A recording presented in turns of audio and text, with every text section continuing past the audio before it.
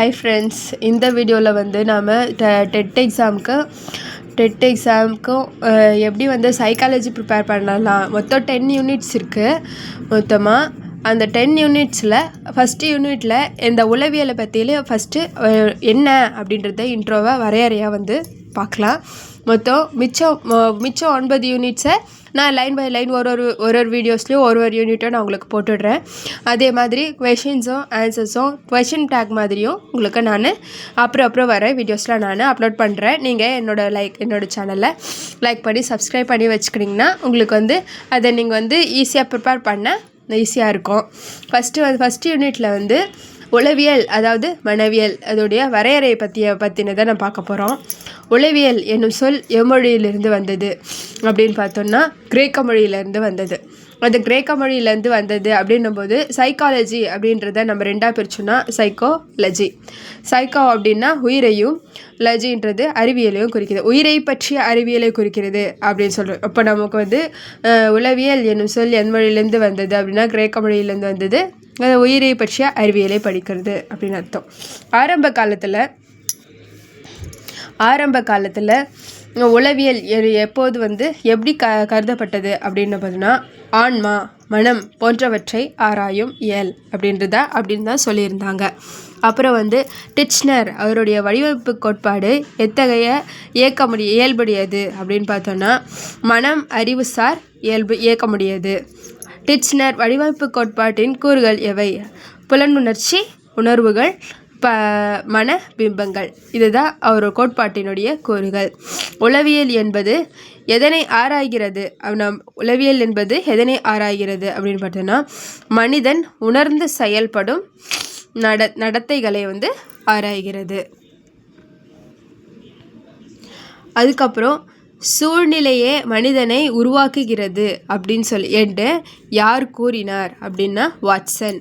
சூழ்நிலையே மனிதனை உருவாக்குகிறது என கூறியவர் வாட்சன். பயம், பாலுணர்வு, கூடி வாழ்தல் ஆகிய இயல்புக்கங்களை நாம் அவற்றின் வழியே செயல்படுவதில்லை என்றும் அவற்றை கட்டுப்படுத்தி நெறிப்படுத்துகிறோம் என்றும் கூறியவர் வந்து சூழ்நிலைவாதி ஃபெர்னாட். அவர் தான் கூறியிருக்கிறாரு. நடத்தை கோட்பாட்டினர் மனிதரின் நடத்தையை டேஷ் வாயிலாக தெரிவுபடுத்தியிருக்காங்க. எதன் வாயிலாகன்னு சொல்லும்போது நடத்தை வாயிலாக தெரிவுபடுத்தியிருக்காங்க. நடத்தை கோட்பாட்டின் மனிதரினுடைய நடத்தையை டேஷ் வாயிலாக தெரிவுபடுத்தினர். எதன் வாயிலாகனா நடத்தை வாயிலாக.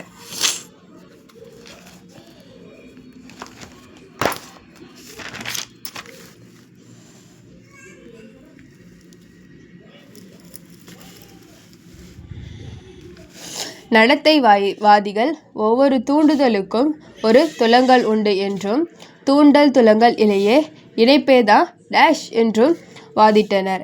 என்னன்னா நடத்தை, அதாவது நடத்தைவாதிகள் ஒவ்வொரு தூண்டலுக்கும் துலங்கல் உண்டு என்றும் தூண்டல் துலங்கல் இடையே இணைப்பேதான் நடத்தை என்றும் வாதிட்டனர்.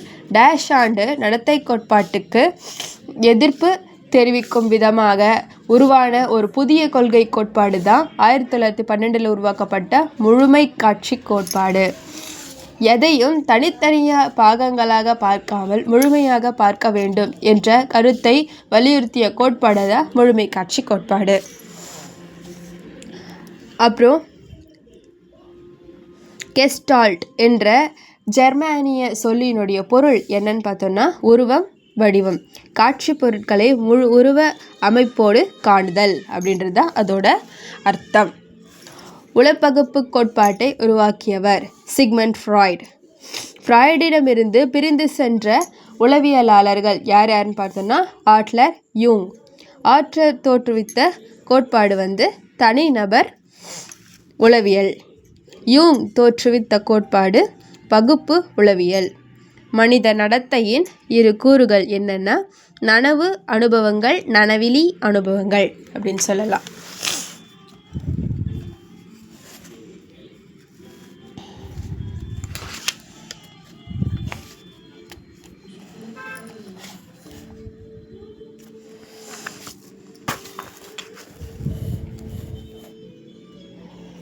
நனவு அனுபவங்களுக்கான உதாரணங்கள் பசி, வலி, காயமடைதல், பொருள் வாங்குதல், பணம் கொடுத்தல், இதெல்லாம் சொல்லலாம்.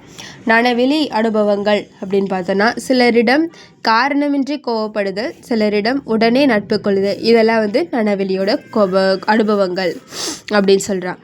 உளவியல் பரிசோதனைக்கு வித்திட்டவர் புலனுணர்வுகளை அளவிடும் முறையை ஆராய்ந்து வெபர் விதியை உருவாக்கியவர் யாருன்னா E.H. வெபர்.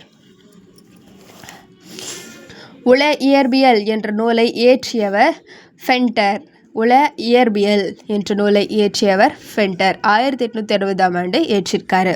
வெபரினுடைய ஆய்வை செமைப்படுத்தி புறத்தூண்டல்களுக்கும் புலனுணர்ச்சிகளுக்கும் உள்ள தொடர்பை அளவிட்டவர் ஃபென்டர்.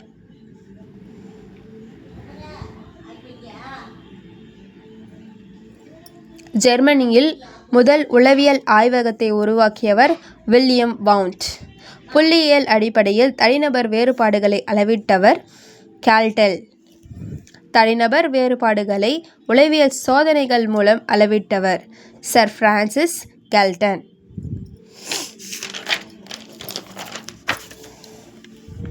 அடுத்து பார்த்தீங்கன்னா மருத்துவ உளவியல் முறை, இதை உருவாக்கியவர் மெஸ்மர். அறிவார்ந்த உளவியல் கோட்பாட்டை உருவாக்கியவர் பியாஜெட். உளப்பகுப்பு கோட்பாட்டை உருவாக்கியவர் சிக்மண்ட் ஃப்ராய்ட். நுண்ணறிவு சோதனையை உருவாக்கியவர் ஆல்ஃபிரட் பைனட். கருவிசார் ஆக்க நிலையுறுத்தம், இதை உருவாக்கியவர் ஸ்கின்னர். வயது வந்தோருக்கான நுண்ணறிவு அளவுகோலை உருவாக்கியவர் வெஷ்லர். இவ்வளோதான் இதோட வரையறைகள் அப்படின்ற இந்த ஃபஸ்ட் யூனிட்டில் இவ்வளோதான் கம்ப்ளீட் ஆகுது. இதுக்கப்புறம் அடுத்து வர யூனிட்டில் அடுத்தடுத்த தலைப்புகளில் மனிதனோட வளர்ச்சிகள் இதெல்லாம் பற்றியும் அடுத்தடுத்த தலைப்புகளை அடுத்தடுத்த வீடியோவில் பார்க்கலாம். உங்களுக்கு இந்த வீடியோ பிடிச்சிருந்தா லைக் பண்ணுங்கள், சப்ஸ்கிரைப் பண்ணுங்கள்.